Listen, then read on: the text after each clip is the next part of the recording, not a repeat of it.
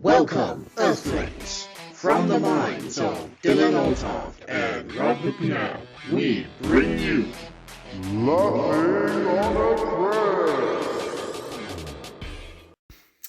Dylan, mate, Yes, can I ask you a question? absolutely. You know Spider-Man? Yes. What exactly is it that he does? Spider-Man. Yeah. I believe Spider-Man does whatever a spider can.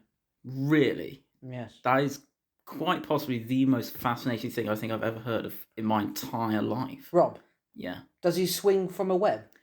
Well, I mean, if he does, as you so claim, if he is able to do whatever a spider can, I imagine that he probably does swing from a web. Yes. Yeah. And, that actually reminds me of a saying. With great podcasts comes great responsibility. Thank God we don't have to take responsibility for anything. I was really hoping you were going to do a podcast version of the fucking Andrew Garfield speech that was a whole paragraph. Your father knew something, that a podcast duty, not that's what's at stake here, not podcasting responsibility or some shit like that. I had repressed that memory. It was Martin Sheen that was Uncle Bell in that, wasn't he? In the Andrew Garfield one, was it? Martin Sheen? Yeah, Charlie Sheen's dad? Yeah, Charlie Sheen's dad. I'm sure that was him. Anyway, we'll get to that in a sec. Hello there, everyone. God, I do the same fucking hello every time. Hello everyone, and welcome to Laughing on a Prayer. Once again, we have a fantastic episode for you today. But firstly, introduce myself, Rob. My name is Otto Octavius, also known as Rob McNabb. Hello there, Dr. Rock. And my name is... Mary Jane. You are a redhead. I was about to say, trust you to pick the one fucking ginger character, for God's sake. Wish we had some Mary Jane while doing these. Does anyone call we that anymore? Mary fucking Jane? Yeah, undercover drug agents. Hello, fellow drug men. Didn't even bother to take the badge off. Yeah. Hello there, fellow criminals. Do we have any of the Mary Jane? Could you speak into what is not a microphone? Yeah, the Mary Jane. I will have one marijuana, please. What do you want that, mate? Grams? No, Fahrenheit. No, yeah. I'll have 27 Fahrenheit weed. I'll have 27 Fahrenheit. We should do a weed episode. Anyway.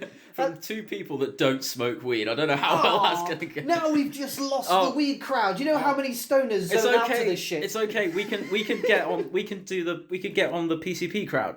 Oh, I love the PCP crowd. They listen so intensely while strangling kittens. Yeah. Yeah, exactly. PCP, bath salt. What? Heroin. Oh, bath salts. I thought people fucking smoke that out of crack pipes, don't they? I don't know. I wouldn't know. You see how we've matured, audience? No talk of Nazis. It's now drug use. We've gone. Yeah. But weirdly enough, that is moral progress. Yes. There we go. We are morally better than from not talking about Nazis. Advocating crack use. I think I reckon that using crack's probably better than being a Nazi. If Hitler had just got to become a crack addict, then he would. His art might have improved as well. I think he was addicted to cocaine, because I remember. I thought that was Goering that was a coke addict and a transvestite. Was that Goering? Or Goebbels? And one of those bastards. One of those Nazi bastards. Who gives a fuck? They're Nazis. Yeah. Anyway, what are we talking about? Spider-Man. Spider-Man. We said we weren't going to go into Nazis, and then drugs and Nazis and Spider-Man. It's Pandora's box, isn't it? Once you open the Nazi box, that sounds bad. Now we want Peter Parker high on PCP to take on Nazi Dr. Octopus. Yeah. His claws are in the shape of swastikas.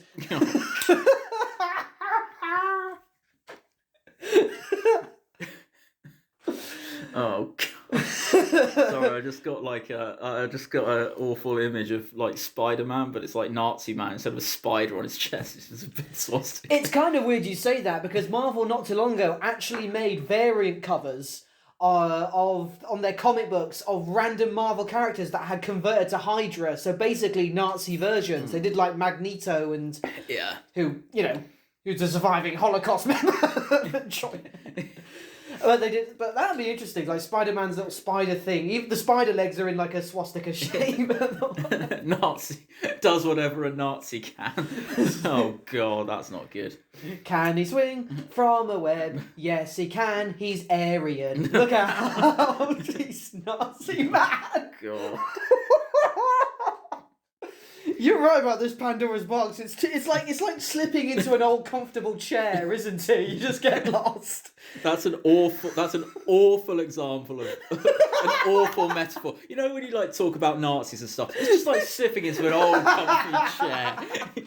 Jesus Christ. So Spider-Man, yes, we are going to have some Spider-Man banter. Yeah. But first, we have a Spider-Man question. Oh, a question. Who's this from? This is from Molly. Molly, she's quite a known commenter on our comments. Yeah.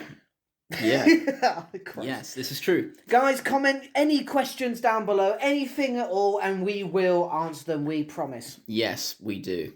What's Molly got for us? Here's the question. In any Spider-Man film, what is your favourite moment / scene?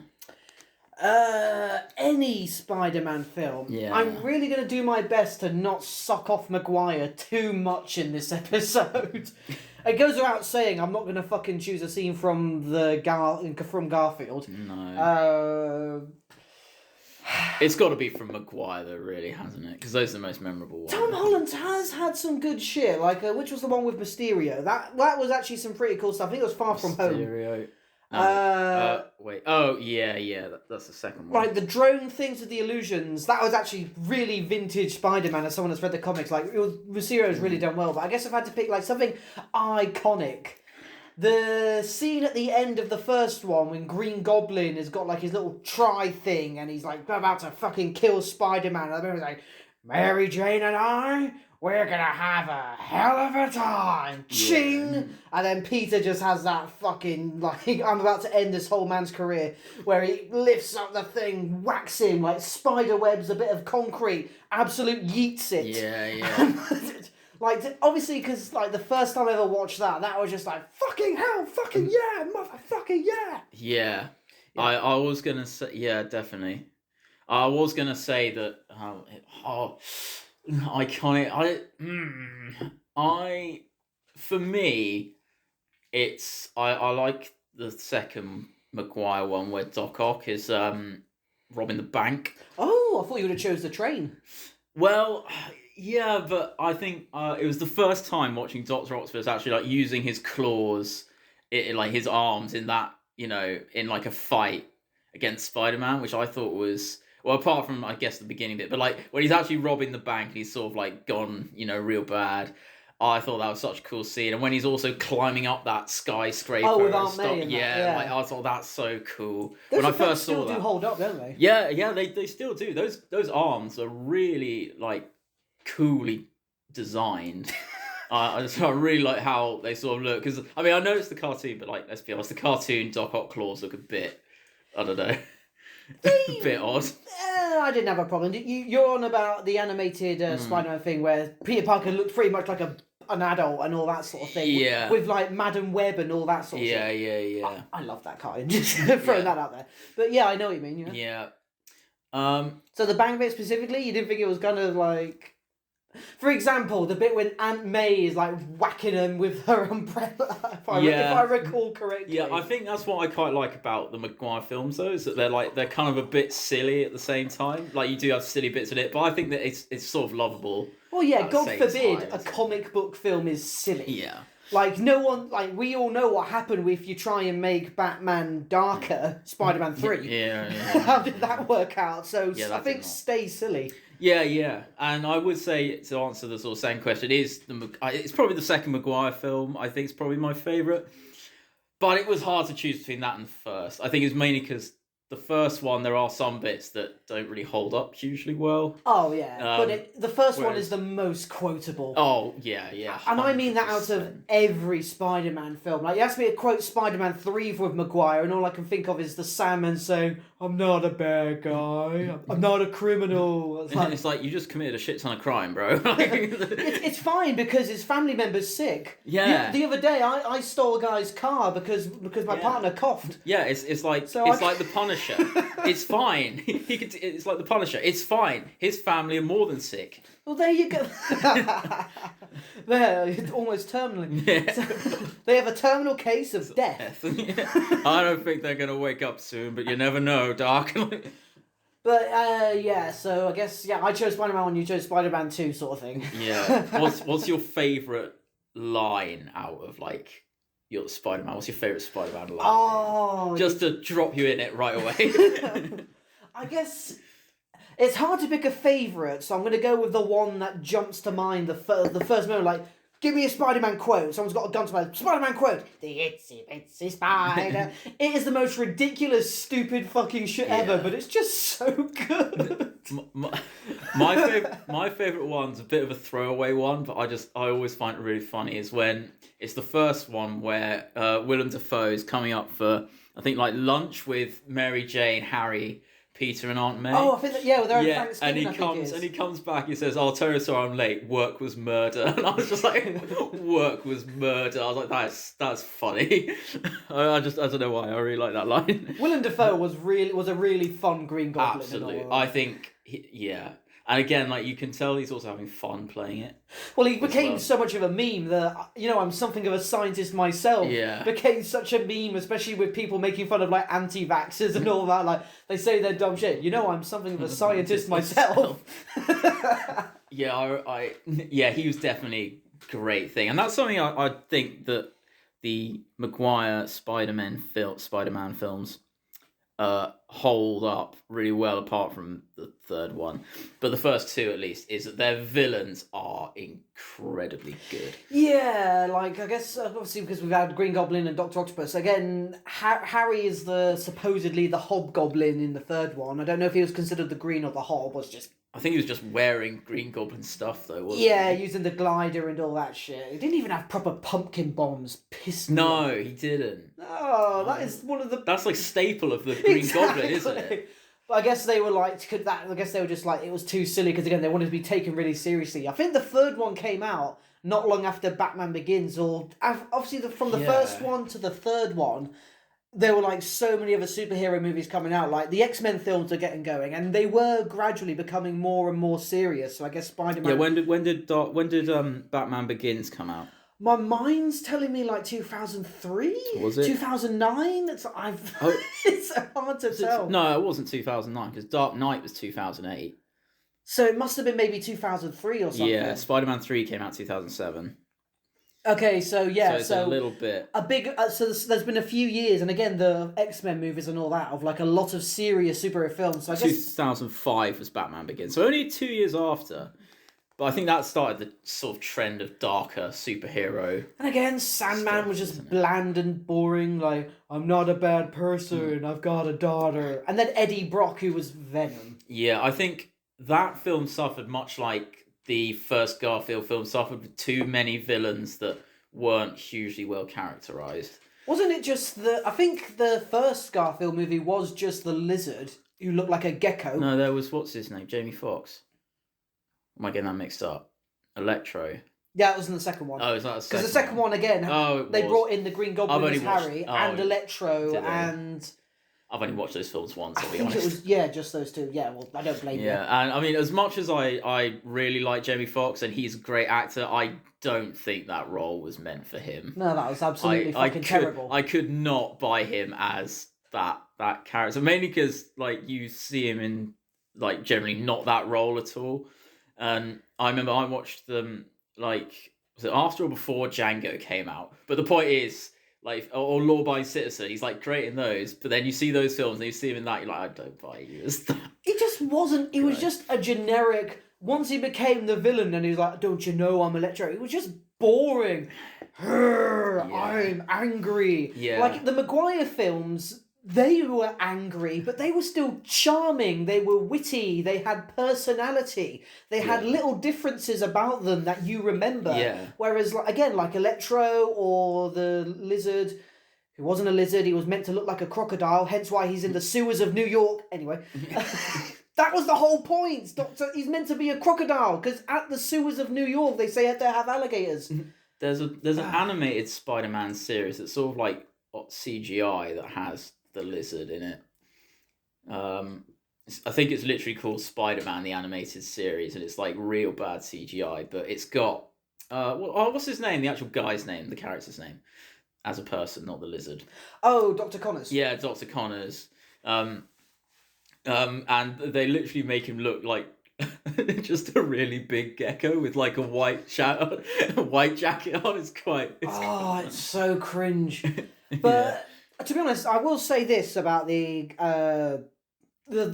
Garfield one. The reason, like the lizard, the fact that he was an amputee and that he was using the regenerative things to get his arm back and all that. That's relatable. Yeah, that's what happens in the animated one, actually. He's got one arm. I think what they don't conflate, the people making these films, is motivation is not a personality. Yeah. Like, just because someone really wants to do something doesn't mean they're interesting. Yeah. And I think there's people not realising there's a difference. Like, you need to have both. Dr. Connors, again, even when he was a villain, like when he dropped Aunt May, Butterfingers, like he still had personality even while wanting to do stuff. Yeah, I think that's the thing, is that there's a divide between, is your story character driven or plot driven?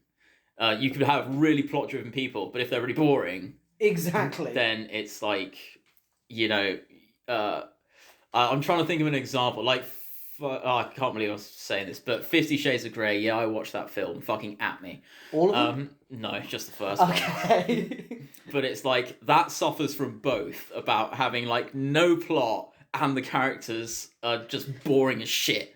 To be fair, though, it was based off fan fiction, so I really don't want to take out the spanking saddle to it that much. One, because it would prefer that, and two, because, like, okay, this is like some, like, trashy mom porn.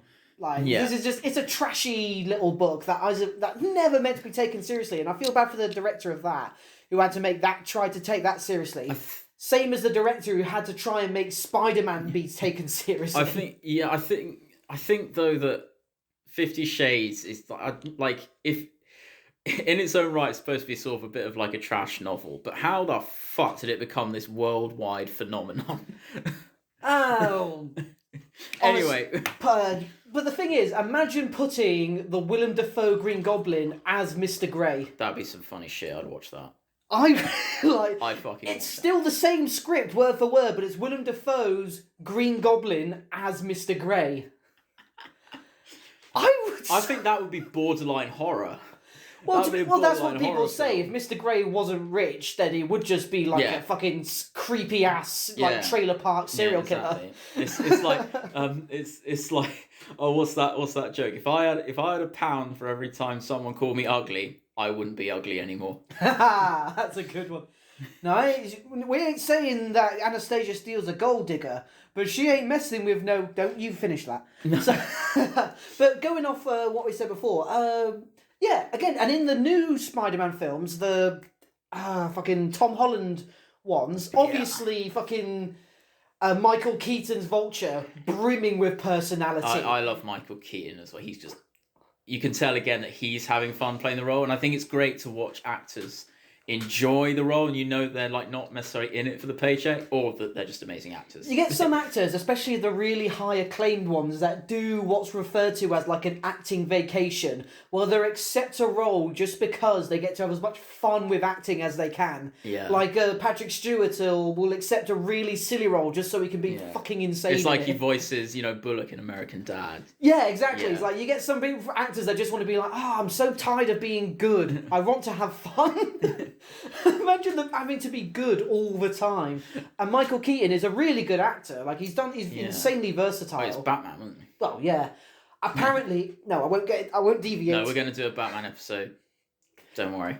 Yes, Batterson will return to our voices. But obviously Michael Keaton's Vulture, and then I can't remember the actor that played Mysterio, but he was quite charming. Jake Gyllenhaal. Yeah, he was a bit generic Marvel charming. Like, you could have swapped him out for Star-Lord and it would have been a very same sort of feel. But again, motivation mixed with a personality. I also felt, and I'm particularly smug about this, which is why I'm bringing it up. Oh, just about this? Yeah, just about this. But much like in, spoiler alert, in Captain Marvel, where Jude Law ends up being the bad guy, moment I saw Mysterio, I was like, well, first of all, I know he's the bad guy anyway because of his name.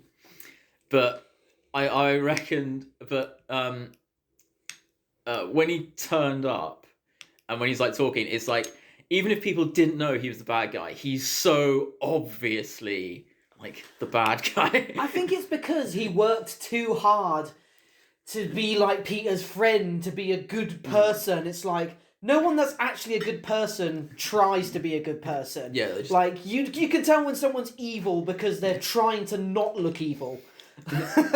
Yeah. I think I definitely prefer the Tom Holland ones over the Garfield ones. It's not that I don't like Andrew Garfield. I think he's a good actor. I've seen him in Hacksaw Ridge. He's really good. But it's just those films. I don't think any actor could have saved them. Yeah, I just could not. I only watched them once, so maybe I can't talk that much crap about them. But I remember watching them and being like, oh, that was. I don't think, if someone asked me, do you want to watch that film again, I'd probably say no, not really. Just curious. Obviously, we can agree Spider-Man 3 was a train wreck. So some good moments and everything else that was absolutely awful. Just curious, if they had replaced the Venom in that movie with Tom Hardy's Venom, do you think that might have saved it? I haven't seen Tom Hardy's Venom, so I actually don't know what it's like. Ah, fuck. It's not bad, actually. Well, I will ask that question to you. Do you think they could? I'm a big fan of Venom, and they actually went in a really big, different direction on how Venom works in that film. But obviously Tom Hardy, as we know, is a really good actor and all that, and it had a certain charming personality to it, and once again, personality mixed with motivation. And if they could have done it the exact same way, had Tom Hardy be screwed over by Tobey Maguire, and obviously because because fucking I've just been talking about, forgotten his name. Garfield. No. Tom Hardy. Tom Hardy. Because Tom Hardy isn't a bitch, he's not going to look like a whimpering pussy going to church and asking God to kill Peter Parker. Yeah, because I remember Brock Turner never being like a pussy. Oh no, he is an absolute It's only in the third one, that Spider-Man 3, that he's like a bit of a bitch. I always remembered him being like the sort of jock. Yeah, there's a reason why in every incarnation of Venom that he is an absolute tank. Also, did I just call him Brock Turner? Eddie Brock. I mean, they're both pieces of shit, but whatever. Oh shit, we're getting cancelled. No, but he's an absolute beast, mainly because Brock Turner's life absolutely fucking sucks. Brock Turner's life. Oh, you've done it to me now! Do you know, that is an accurate statement. His life does fucking suck. Eddie Brock's, we're going to do it again, I know. Yeah, we are. Eddie Brock's life fucking sucks. He has cancer. His father disowned him once he got exposed. His girlfriend left him and all that, and he just like worked the fuck out to make himself an absolute beast. Then got Venom, and Venom was pissed off about Spider-Man abandoning him, so they then worked together. But going back to Tom Hardy's Venom, I think that would have done so much better. One, because the effects are so much better than the one we got in Spider-Man 3. There's a lot of years difference, but no, fuck off. If your movie took place after Lord of the Rings, you have no excuse for bad CGI. I'm sorry, but that's now the standard. If your film took place after Lord of the Rings, you have no excuse. Before then, I'll be like, it's alright, it was before Lord of the Rings. Yeah. But after Lord of the Rings, nah, fuck off. You could have done better. Yeah, Lord of the Rings CGI to this day still holds up. Exactly. And they actually had the balls to CGI elephants, which the CGI people refused to do in the final episode, in the final season of Game of Thrones. Yeah. Yeah, Cersei wanted those elephants from the Golden Company. They should have had them, but they refused to do CGI elephants. Pussies. Ding dong, your budget is gone. You confined it down to 6 episodes, but you still couldn't get an elephant. Fuck you. I was bit of a guy's action there. The one part about Spider-Man 3 I think going, and even I actually watched it in the cinema when it came out. Was the part where Doctor whatever his name is says to Peter when he brings the symbiote to him, don't let that get on you, and then he takes it home with him. Again, Dr. Connors. Yeah, then he takes it home with him after the Doctor says specifically, don't go near this stuff. Like, well, I'm just going to take it home anyway. What the fuck do you know, you piece of shit? Yeah, even as a kid, I was like, why is he doing that? Don't take that home with you. Well, Mr. Scientist. Maybe because Peter's an anti-vaxxer. He's not going to listen to doctors. Yeah. I did research on Facebook.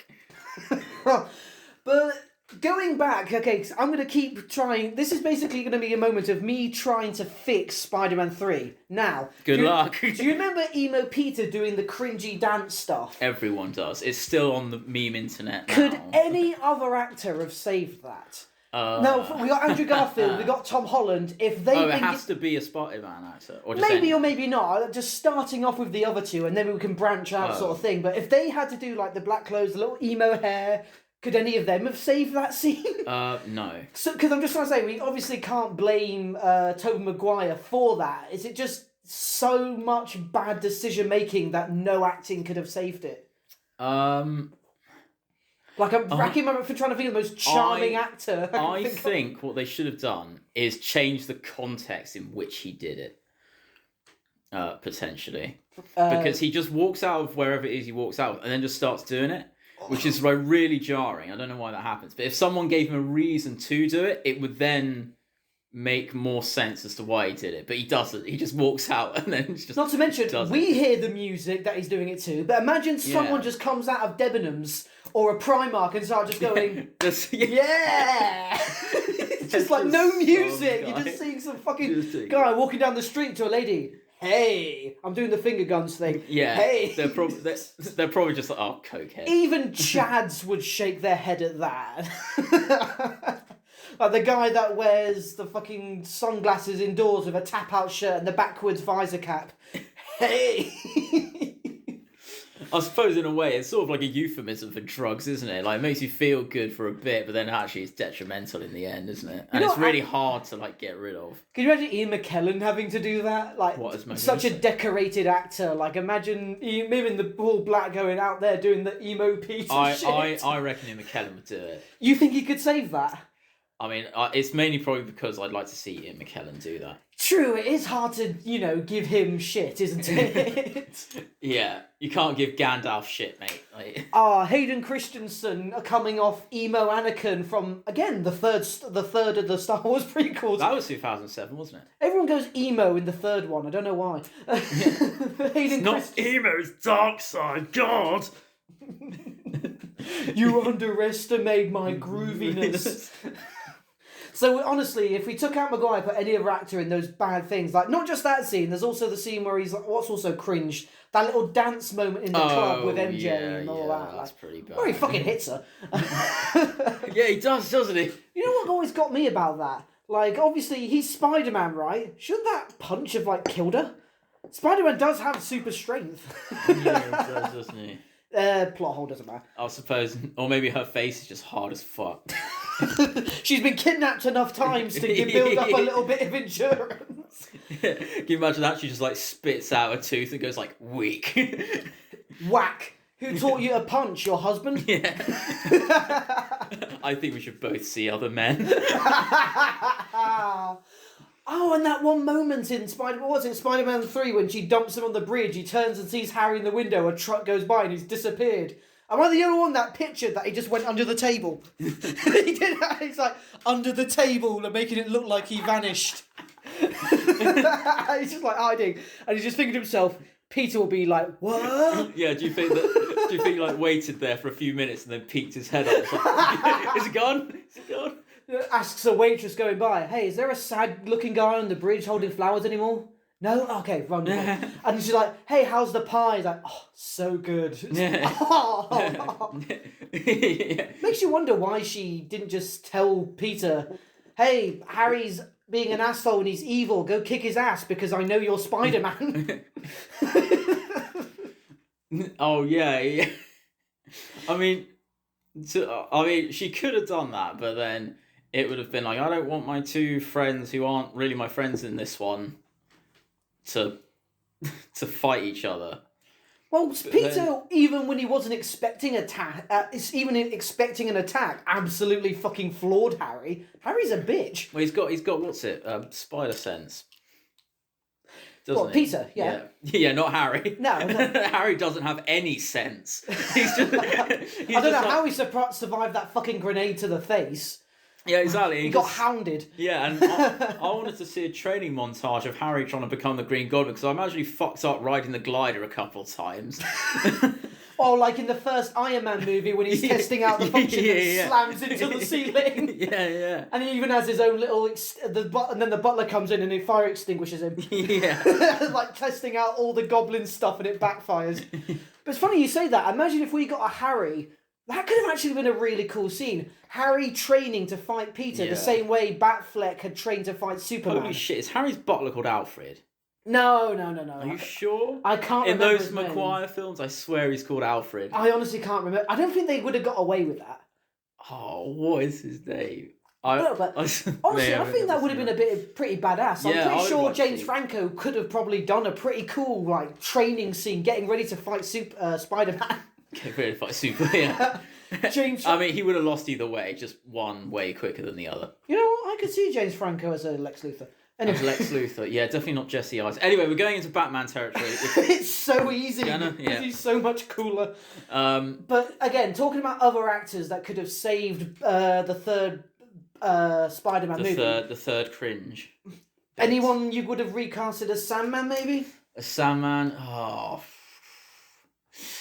I'm trying to think, because he's like an ex-prisoner, isn't he? I want to quickly point out the scene when he first appears as Sandman is absolutely amazing. Yeah. Like, I've seen a lot of villain births, and him slowly rising out of the sand and all that was with no dialogue or anything. I actually think that was really cool. I think that's also a really strong way to start a film, is to get your audience hooked on something exciting. Yeah, because with absolutely no dialogue, we feel his emotional drive. Like when he sees his daughter's locket, which didn't get atomized, I guess, and he rises out of the sand, like we absolutely connect to him instantly. It's just a shame he was fucking boring after that. Yeah, I'm trying to think. I'm trying to think maybe like characters that are good at playing. Maybe Keanu Reeves. Like, people that are sort of good at playing a kind of, maybe, like, a fatherly kind of figure, in a way. Now I'm just thinking about John Wick against Spider-Man. Yeah, John Wick versus Spider-Man. You know what I could have done completely without in all of the Spider-Man films? Peter delivering fucking pizza. There was so much time dedicated to him struggling to deliver pizza. Not just in the opening of Spider-Man 2 when he was delivering it as fucking Spider-Man, but oh my god. I think that's because it's always the kind of dilemma of the superheroes between their regular lives and their superhero life. Yeah. But the thing is, there's better ways to show that. Like the emotional side of between his Spider-Man and Mary Jane, you can get on board with that. But it's like delivering pizza. Maybe you could have like one thing of delivering pizza, but it's like there could be other. I think that it could have been done other ways. Maybe like more with studies, more with like Aunt May, more with characters that we care about. We don't care about pizza. We care about characters. So like that, I'd probably change. Like if you want to show Spider-Man's having money troubles, that's fine, but. I guess make it This sounds really cruel. Like, make your life problems interesting for me to watch. Yeah. Obviously, it is going to be hard. You know, he can't make rent. Even Aunt May was like behind in her bills and all that sort of shit. I don't know why he didn't just move back with Aunt May, but whatever. I don't know why he did that either, or didn't do that. And I suppose. There's like sort of I think the characters of, because obviously you have to have Uncle Ben and Aunt May, No, you ain't got Uncle so- Ben for long. No, you don't have him for long, which is fine. He tends to not make it to the sequel. Yeah, it's funny that. he's There's a pattern I've noticed. Yeah, he's a bit. I think. Do you think? I think he might be related to the Waynes, actually, the Wayne family, because those, those sort of heads of houses don't really make it too far. Do you think there's a moment, say Peter's come home and he's made dinner for Aunt May? It's like some lovely risotto, and she takes a bite and says, this rice is wonderful. What kind is it? And Peter freezes for a few minutes because we know what kind of rice it is. And he's like, He's like...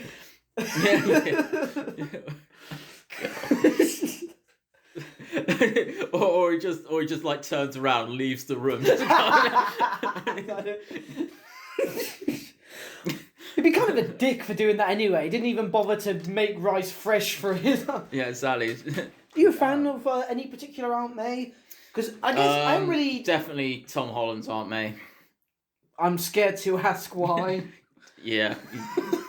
You don't need to. You don't need to. But come on, I'm only human.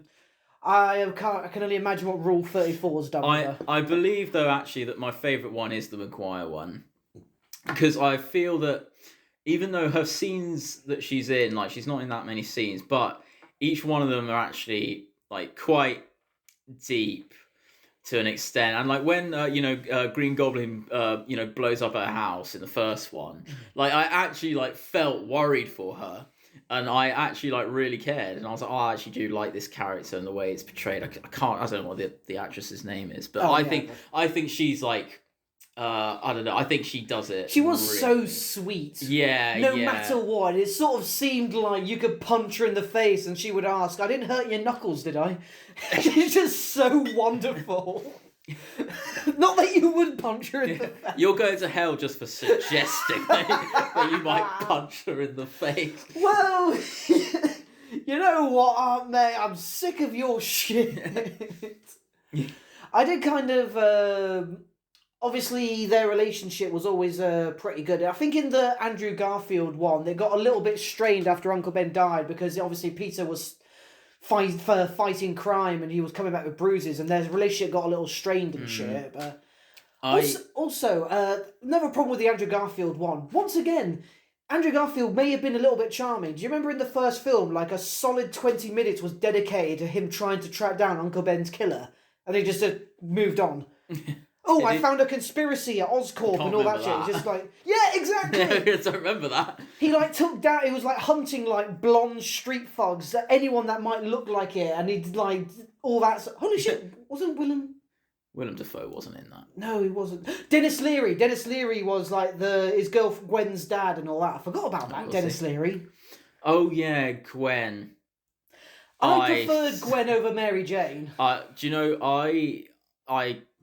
I don't know. At least she was a little bit more capable. Mary Jane.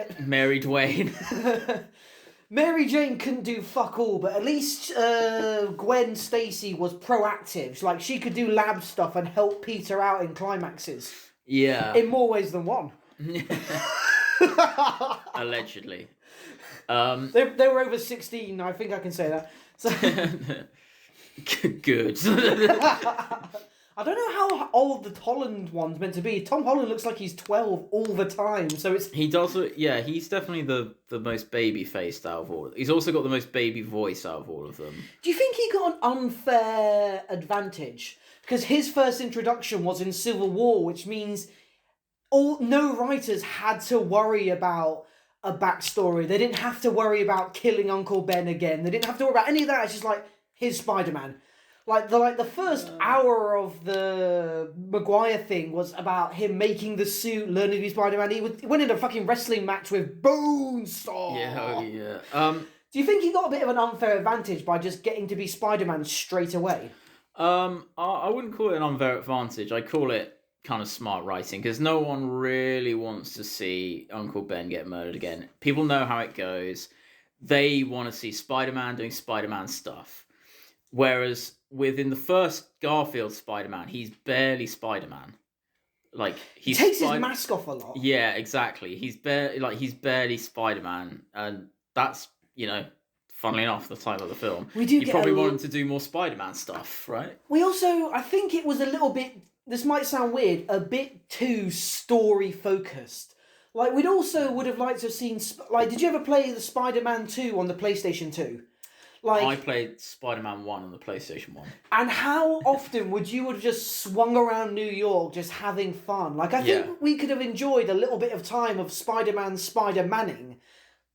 Like, yeah, there are villains and all that sort of thing. There's murderers and rapists and all that sort of thing. But every now and then, like you said, people want to see Spider-Man. But let's see him swing around New York and see him just do some Spider-Man stuff. Yeah. I mean, I think that an argument maybe could be made that might just be a bit, like, pointless. You've only got a certain amount of time. You can make it interesting as long as you make it like relevant to Spider-Man's character. You can just establish it as like characterization. Yeah, I think like testing out his stuff because in the Maguire one, it's like natural that he has his web. Oh yeah, stuff. It's like part of his biology. Whereas in Tom Holland one, he makes the cartridges, which is the original story, isn't it? Could you almost argue how monstrous it is that he kept that to himself? Imagine if the police could use a non-lethal fucking web gun and instantly take down any criminal. I'm pretty sure they do have net guns. No, but like the web guns and all that, the spider web as we've seen is a non-lethal way of subduing someone, and fucking Garfield kept that to himself.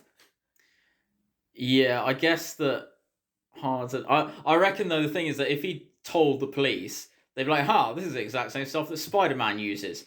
I wonder who Spider-Man might be. Well, that's what I mean. Maybe he does that instead of being Spider-Man so that, police stop killing people and can just web them. Yeah, but he can stick to walls and shit.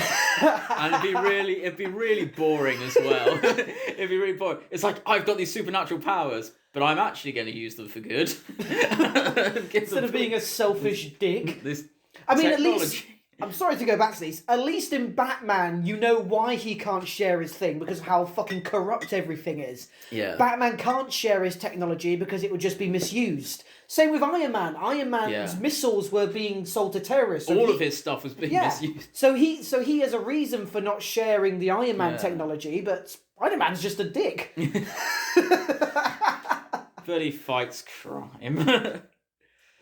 And isn't the whole thing though that Spider-Man's like more successful than the police? So it's more of a just fuck it, I'll do it myself. There's a fun moment. By the way, we can all agree that J. Jonah Jameson is the best thing in Spider-Man. I was gonna bring him up. He is perfect. Let's give him a little moment. Your favourite moment with him. Oh God. Oh my God, I can't even think. What's yours? And I'm going to think about Okay, one of my favourite moments, I think it's when he's... I do kind of... fuck you. I do love it when apparently he's trying not to be angry, and for whatever reason his receptionist buzz to him shakes his table. And it's like, well, you tell my wife it's... And he leans into the voice and goes... Thank you. Thank you. Oh, that is good. He's got like all these pills because obviously he's going. Oh no! That fucking nerdy guy that says, Daily Bugle. It's wow. It's now. It's how. It's now. I was gonna bring that bit up. That guy. What, the point where he says you're fired, Yeah. and then Get out of it. No, get back in. You're unfired. Yeah. Fun fact: there's a moment in the comics when J. Jonah Jameson actually unmasks Spider-Man, sees it's Peter Parker, and you know what he says? What? Parker, what are you doing dressed as Spider-Man? Yeah. He actually can't believe that Peter is Spider-Man, so he just thinks it's Peter dressed as Spider-Man. I think he is just so good. Yeah. They had a reference. Actually, he's in the fucking Tom Holland stuff, isn't he? But he's like online. Oh, is he? J.K. Simmons, yeah. Oh, it's at the end of the first Tom Holland one. Yeah, he's on that screen, isn't he? Yeah, he's got like an internet Daily Bugle thing. I did like him as Commissioner Gordon in the DCEU. Is he in that? Yeah, that was J.K. Simmons. He was Commissioner Gordon in Justice League. Oh, no way. And he was actually pretty good. Yeah, I mean he's a good actor, and I think that's another thing that I think complements the Maguire films is that like you have actors that are just fun to watch. They don't necessarily add huge amounts, but it doesn't matter. Like the ride is good enough that like you like them enough, which I think's quite hard to pull off. Yeah. Especially when people nowadays, especially people, retards like us. Sorry, that was unprofessional of me. I apologise. They saw the disclaimer. Yeah, people like us that dissect stuff. I think that's sort of sometimes... We are sort of in a way where it's hard for us to shut our brains off and relax. Like, I'm on record of not being able to enjoy Ragnarok. Yeah. And by the way, I'm talking about the Marvel movie, not the actual Doomsday event. Yeah, not the Norse end of the world. But you don't know. You don't know. You might be all right. Well, I will enjoy that, Yeah. because I'm not saying it's coming, but when it does. When the Scar and Hati consume the sun and moon, that's when it will begin. Oh, okay. Well, I mean, we might be close. It's 2021. Anyway, I do love that J.K. Simmons word. My son, the astronaut. Yeah. By the way, how fucking blanked over is he? Like, you know what? You know what they should have done? Because he's an astronaut, it should have been him being Venom. Because how does Spider-Man 2 end? Yeah. Mary Jane leaves him at the altar for Peter. He already hates Peter Parker. He goes to space, gets the Venom virus, comes back, hates Peter. He's Venom. Yeah, that would make sense.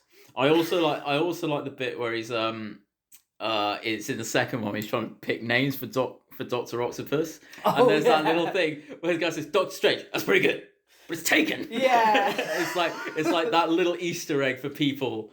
I thought that was really nice. Yeah, I forgot about that. Oh, J.K. Simmons is just, and it goes like when he says again, "What's another meme?" I was wondering if I could get an advance on my pay. Oh, you're serious? Serious? Yeah. Oh, you're serious? That's great. Yeah, he's good fun, isn't he?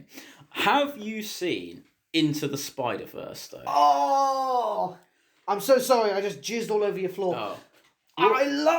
I'm actually a little bit of an aside here, because there are so few I make. A little bit of an aside here. I'm actually addicted to listening to the song "What's Up Danger" whenever I exercise. Because it's just so good. Do you remember it? Is that the one at the end? Yeah, it was the montage when he first put on his suit and he was like, "What's up, danger?" And he jumps and all that. It's like, Into the Spider-Verse was so good. Again, we just go Nicolas Cage as a noir. Nicolas Cage, yeah, I mean, that's funny shit. And also they've got, what's his name? Fucking, Andrew from Big Mouth that plays Peter Porker. Oh. I was just like, I think it was a missed opportunity to let Maguire voice maybe one of the Spider. I don't know, that would have been such a cool Easter egg. Yeah, I think maybe distracting, but maybe a little bit, but yeah. I mean, I don't know. I felt I felt that Andrew Garfield got.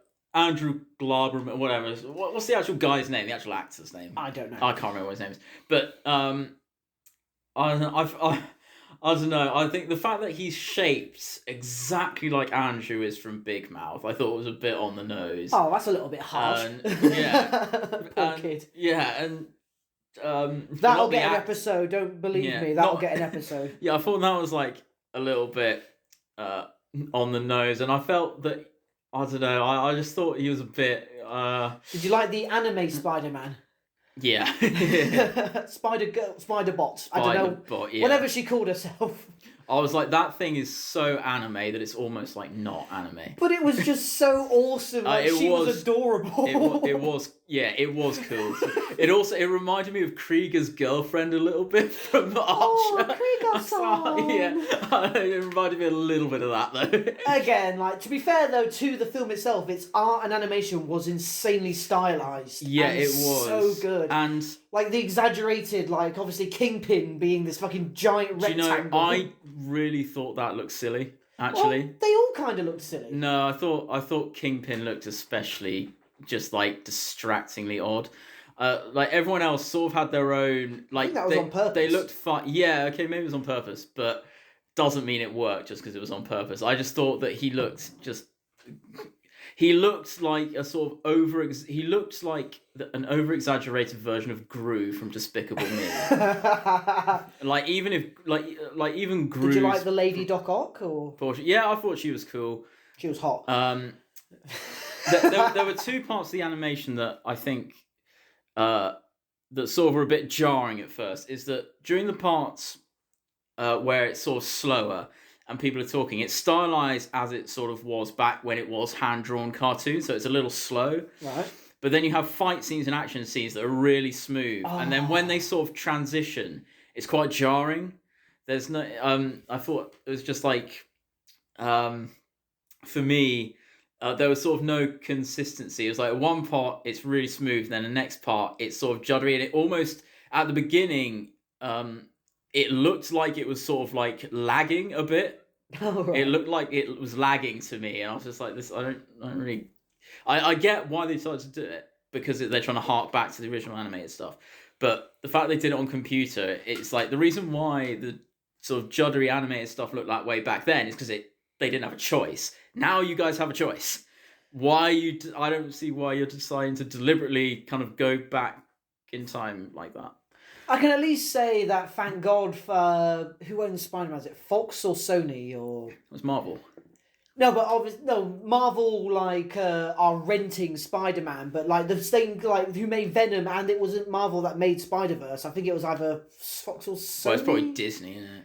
Because Marvel's owned by Spider-Man's Marvel. Marvel's It must owned by be. Disney. It must be Sony then, because again, that's why there was that big fallout with Disney not too long ago when they lost the rights to Spider-Man from the MCU and Twitter exploded. I thought that was Fantastic Four. No one wants that fucking legacy of shit. No. It had Captain America in it though. Well, that's interestingly enough how the copyright, I believe, works. Is that they have to make a film every 4 years or they lose the copyright. So that's why they probably made Fantastic Four, and that's why they had to make the Andrew Garfield things in order to keep the rights to Spider-Man. Oh god, this is really... So it just says Marvel Spider-Man was officially announced between... So it's Marvel...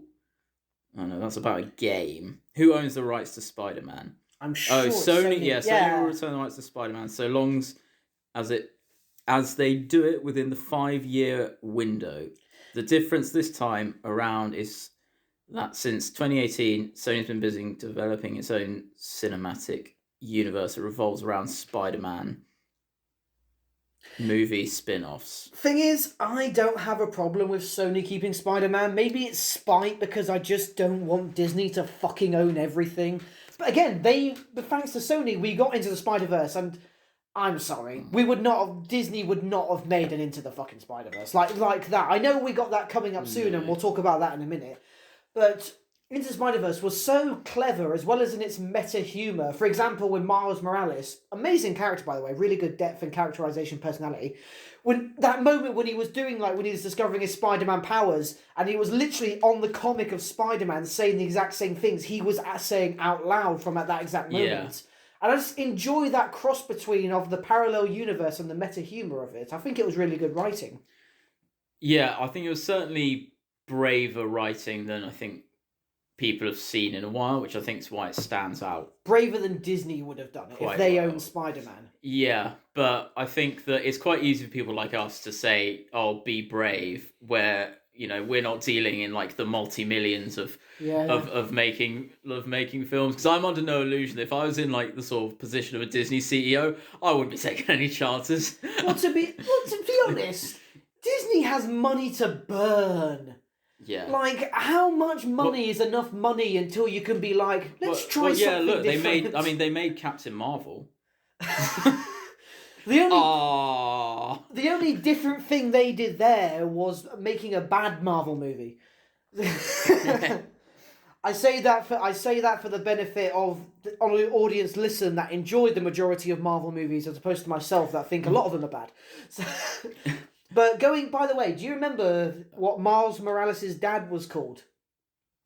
Did he have a dad? I thought it was his uncle. His uncle died, but remember he had a dad who was the cop. I thought that was his uncle. No, his uncle was the Prowler. Oh, no, his uncle was the... Yeah, that guy. Do you remember what his dad's name was? No. Jefferson Davis. Was it actually? And that's what it is canonically. And do you remember the name Jefferson Davis? Yeah. It's an Who was he? Very famous American. He was the leader of the Confederacy in the American Civil War. I think there are a number of... Oh, yeah. And the thing is, that's not just in that movie. That's in actual Miles Morales' dad is called Jefferson Davis, the leader of the Confederacy. Yeah, when you think about the perhaps that sort of part of history and who Miles Morales is and who his family are, that's probably not a cool name, is it? It's kind of like naming a Jewish person Adolf. Weirdly enough, I think it was either in Argentina or somewhere like that. Like Hitler, the name Adolf and all that became an almost pop cultural thing where people tried to bring the name back for a while. Yeah, because loads of Nazis fled to Argentina.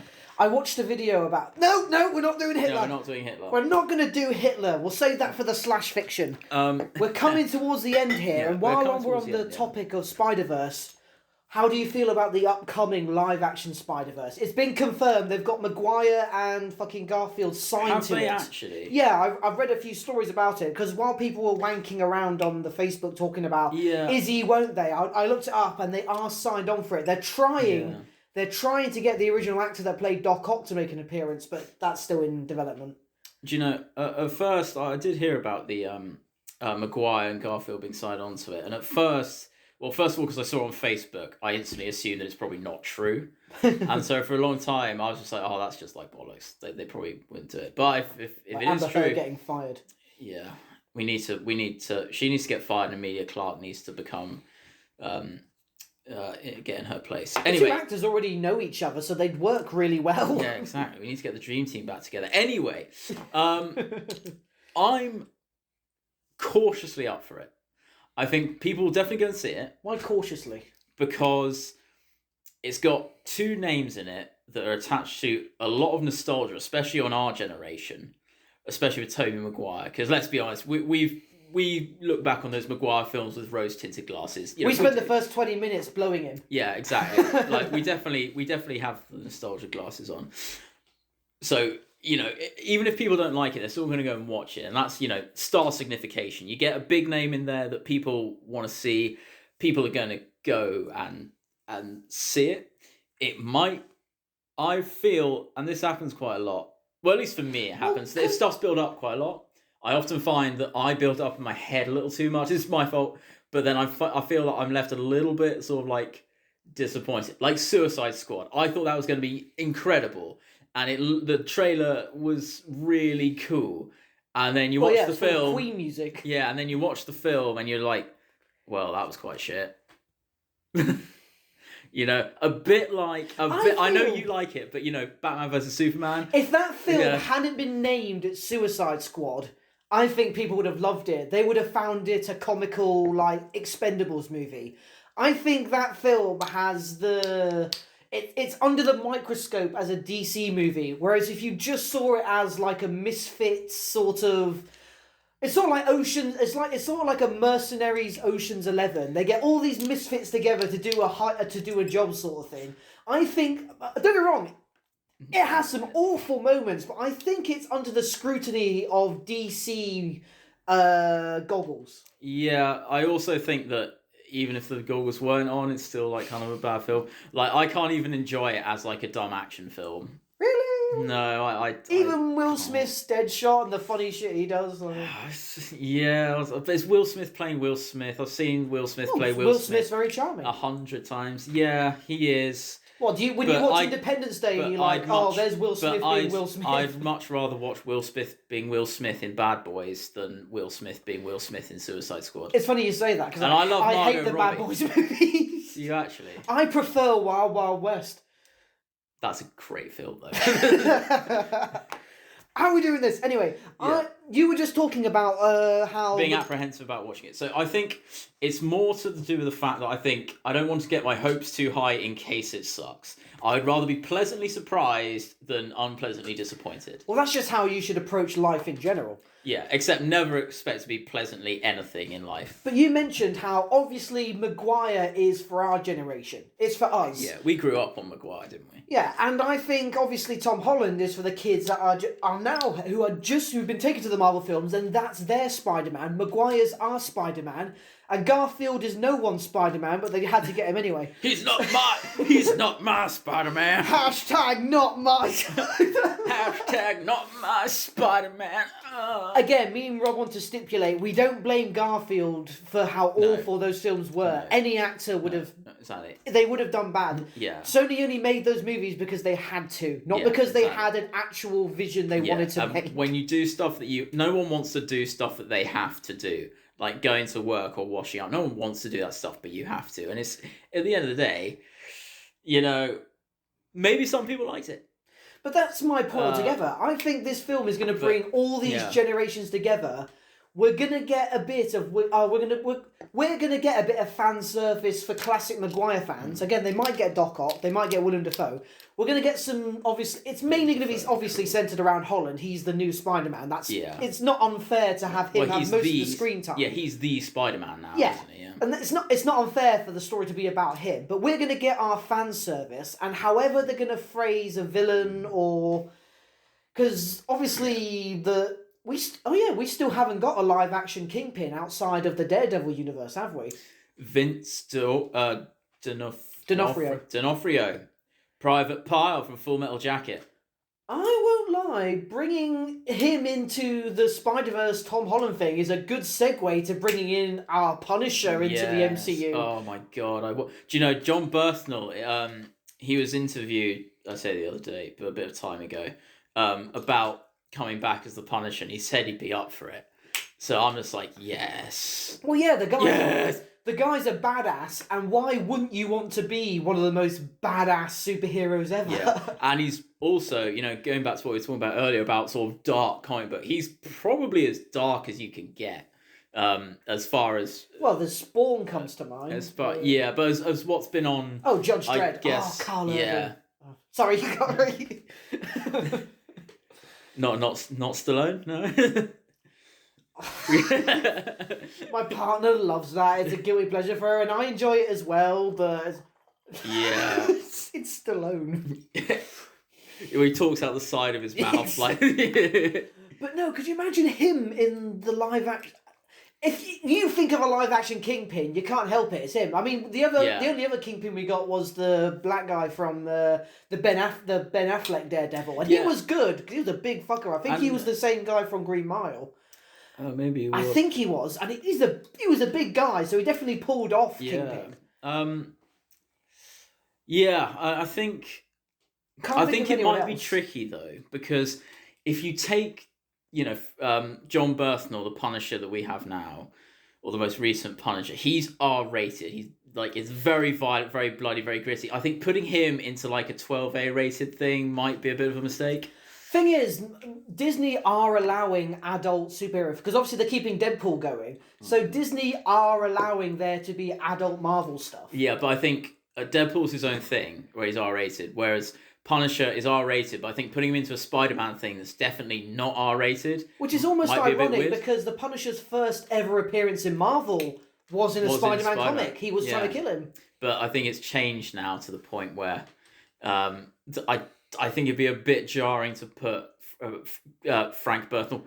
John Berthnall's Punisher into it now. Only if they show him doing Punisher things. They could bring him on screen and try and shoot Spider-Man, he gets away... And that's it. Yeah. And people will lose their minds. So you don't have to show him doing R-rated stuff necessarily. Yeah, but I think that's what people want to see, the Punisher doing Punisher shit. I think fans would just be happy enough to know that they're keeping him alive. You can't kill that guy, though, let's be honest. Many have tried to. Yeah, many have tried. But you'd say on the whole... okay, last little thing before we finish. Out of all of the live-action Spider-Man... we never even got time to talk about the animated show. That was good shit. If all of the live-action Spider-Man movies, who has been the worst villain? Oh, man. I think the easy shot would be the Rhino at the end of the first one, but that's kind of weak sauce. Vincent D'Onofrio, I think, was what played him. The guy who played Kingpin? No, it's Joe DiMaggio. I think it was that play that I am the Rhino. Yeah, that was pretty dumb. But I think that's a bit of a low blow. I think the worst. He got 2 minutes of screen time. Yeah, so that's a bit weak sauce. I think I didn't like a rhino mech suit, if I'm being honest. I know Yeah. a giant guy in grey spandex wouldn't be good either. That's worse, isn't it? I think CGI. I think it probably might have to be the Sandman. Just sort of any of those bad guys, really. Like they were in Spider-Man 3, they were just sort of really not even worse than, again, like you could even say like the Green Goblin from Andrew Garfield's was just absolute wheat toast. Oh yeah, him. He's pretty bad, isn't he? Like he's going psychopathic because he needs Spider-Man's blood. He's like, yeah, I don't have a little bit of time, Peter. Yes, you do. Your dad died in his fucking 50s. You're fine. Actually, the fact that I forgot about him means that I think he is definitely the weakest villain. The one you don't remember. At least I remembered all the crap ones. That's fair. There we go. Maybe, you remember Electro for all the wrong reasons. No, I remember him because it's Jamie Foxx, and I like Jamie Foxx. He's awesome. It didn't help that they played him as like a Poindexter, like a nerdy kind of guy. Which is why I could not buy Jamie Foxx as that. It'd be like casting fucking Tom Hardy or as like a fucking like anime schoolgirl. It's like, I'm sure he'll act it well, but we're not buying it. Yeah. There are some roles that you just can't really... Like, imagine casting Tom Hardy as a live action, the Japanese girl from Into the Spider-Verse. Oh, God. He'd do his best, but we're not going to... I would have liked to see Tom Hardy play Nicolas Cage's part. I think that would be some funny shit. Oh, but I won't lie, Tom Hardy's voice isn't very distinct. Nicolas Cage is... Like, people can do an impression of Nicolas Cage. It doesn't have to be distinct, though. It has to be good. That's the thing. All that voice really was, it was Nicolas Cage's voice. Yeah. Like, if I was going to do another voice, I would think maybe fucking... You'll know... Oh, Christopher Walken. Christopher Walken. Yeah. Spider-Man. My boy. Spider-Man. I hold down matches till it burns my fingers just so I can feel something. My boy. You know. Don't do that. We're about to go into a different impression of someone we know. Fair enough. Yeah. I will have to go with... I think I have to go with Eddie Brock's Venom because, you might remember how... that was my second choice, yeah. He was just such a little bitch. And even when he was Venom, he was still a little bitch. I think my Spidey sensitivity, if you know what I mean. I like the suit. It feels good. It's like, even as Venom, you are still a cuck. Yeah, you are cuckold Venom. Fuck off out of my franchise. It's like brave words for someone in a black skin-tight suit, boy. Feel real good. God. It's like he was literally like date rapist Venom. It was honestly shit. He was weirdly sexual. Now I think about it. Yeah. he was a bit. Honestly, you could get some wanker that would say, well, the Venom suit amplifies their emotions, so his like testosterone would be. It's like, really, but he's got like no testosterone before, so what? He would just be normal. Yeah, it was just a punk ass bitch. Really, but I would say, in defense of Venom, not the character, but the way that suit kind of, attaches itself to him and stuff, I think that's still kind of cool. What, like the little black veins sort of thing scrambling? I still think that's kind of cool. Yeah, but I guess they didn't use enough of it because, again, he was still a fucking anorexic Venom. Yeah, but in the church tower, I thought that was quite a good scene. It's a shame you mentioned that because that kind of confused me when it fell on him and all that. Surely Peter was still up there passed out. Why didn't he go up there and kill him? Because I spied him. No, wait, that's a different superhero. But fair enough. I'm looking forward to the live action. Even if it's fan service, I'm just looking forward to Maguire coming back to it a little bit. Yeah, I mean, I'm still going to watch it, obviously. I'm not saying I'm not a fan of Tom Holland's Spider-Man. Again, I saw Far From Home and Homecoming, which was, maybe a bit... I'd like to say this about the Tom Holland as a closing thing. Can we please have a Spider-Man villain that's Spider-Man's villain and not someone that's pissed off at Tony Stark that Spider-Man has to fight? Because both the Vulture and now Mysterio, they were just people pissed off at Tony Stark. Yeah, it seems that Tony wrote a lot of, checks that his arse couldn't cash. Killian, Whiplash, like, how much evil has Tony inflicted upon the world, even past the point of death? Oh, yeah. Sorry, I was thinking of fucking Suicide Squad, Slipknot, whose only point in that film I gets love you head calling blown him off. Slipknot. I don't think that was his name. I swear that's his name. I thought his name was like Actually, it might be Slipknot. You might be right. But that guy, like, his only purpose in that film was to die. Oh, what a worthless looking bitch he was as well. I've got a hook shop. Yeah, that'll be great fighting. Yeah, it's like, no, it's all right. It's all right. Don't bother giving him any character. He won't need it. What did they think he could do? This is Slipknot, the guy that can climb anything. Can he fight? No, he just climbs. Oh, but he can climb. He can run away and tell the stories of the people that can fight. Hooks up onto the ceiling and then give us moral support. Maybe break out some pom-poms and cheer us on. Oh, wait. No, he can't, because he has no head now. We really can't stop falling back into DC. No, we're going to do a DC episode. We'll do another sequel soon. Again, Batterson needs to be put under the microscope a bit. Yeah, we will do that. Right then, Rob, any closing thoughts before we finish up? Yeah, I did have a closing thought. Ooh. So, you know that Spider-Man can do whatever a spider can? Absolutely. Does that mean that he can have sex with someone and then kill them? No. Because he's not female. You're thinking of a Black Widow. That's a female. No, I'm thinking of Scarlett Johansson. Not a bad way to go, my man. All right then, guys. Thank you so much for listening to Laughing on a Prayer. Laughing on a Prayer.